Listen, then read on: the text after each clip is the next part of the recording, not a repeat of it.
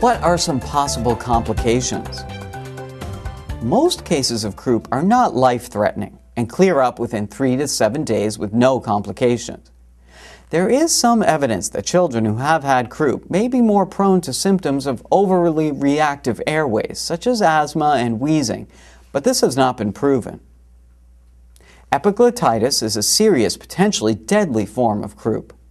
This involves swelling of the epiglottis, a structure located in the back of the throat, which may severely or completely block air supply to the lungs.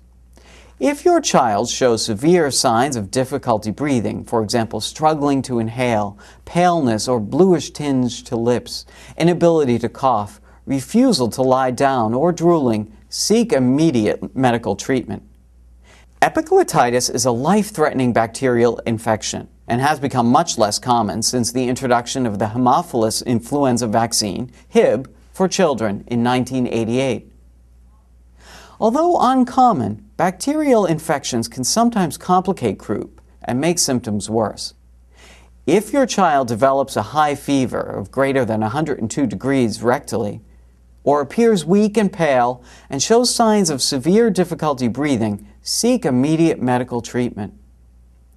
Children with more severe forms of croup may be hospitalized and placed in a croup tent.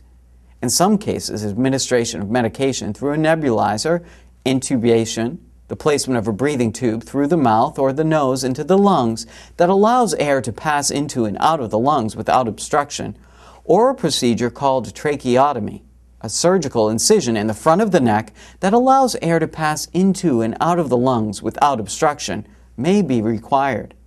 Antibiotics may also be given if bacterial infection is suspected.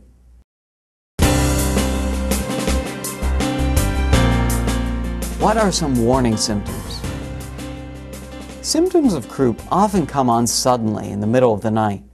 The seal-like barking cough is very noticeable and easy to recognize. Children often have symptoms of a typical cold, such as a runny nose, a mild fever, or a cough, for a few days before croup symptoms appear. However, there is no way of knowing when these symptoms may lead to croup. Since moist air therapy is an effective way to relieve symptoms, it may be a good idea to have a cool mist vaporizer on hand. Most drugstores carry a variety of different types of vaporizers. Your child's doctor or the pharmacist can make recommendations about which type might be best.